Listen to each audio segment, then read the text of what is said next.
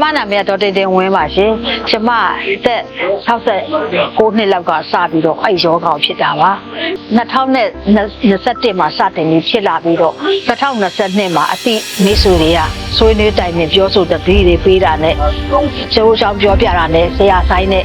ခင်မင်မိပါတယ်ဆရာဆိုင်ကိုလည်းစုံစမ်းမိပါတယ်အဲ့ဒီမှာနေဆရာမနဲ့ဆရာဆိုင်နဲ့တိုင်ပင်ပြီးတော့ဆေးရတယ်တစ်ချိန်လုံးဒီသွေးကြိုဆေးတွေဘာတွေကတော့ကုနေရပါတယ်အဲ့မှာနေဆရာဆိုင်နဲ့တိုင်ပင်ပြီးတော့ကျွန်မအိန္ဒိယမှာသွားပြီးတော့2022 5လပိုင်းပါသွားပြီးတော့ကုပါတယ်အဲ့ရနေပြီးတော့အဲ့မှာ3လလောက်ကြာမှအကြာတဲ့အထိတော့ကျွန်မကုရပါတယ်ဆရာနာပြီးကျွန်မတဲ့ဒီမှာတော်လေးကိုကြမ်းပါပါတယ်နေလို့ထိုင်လို့လည်းကောင်းတယ်အခုတတိလည်းအကုန်ကောင်းကောင်းမွန်မွန်နေရပါတယ်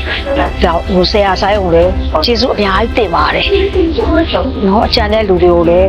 ဆရာဆိုင်နဲ့တိုင်ပင်ပြီးတော့အဲ့လိုမျိုးပို့ကြပါလို့ကျွန်မကလည်း